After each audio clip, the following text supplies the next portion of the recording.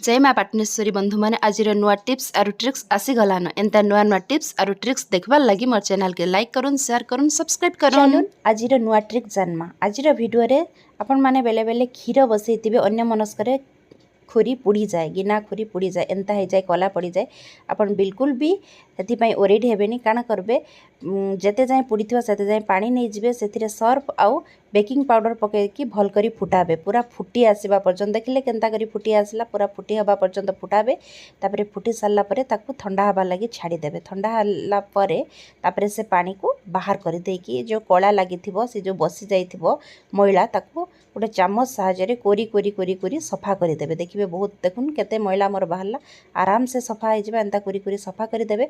तापरे आपण बासन धुआ साबुन रे एंता जहाँ भी लिक्विड थिबे एंता रेती रेती सफा कर देबे बिल्कुल भी चकाचक हो। देखुन केते सुंदर हो गला मोर खुरी। केंता लागला आज ट्रिक।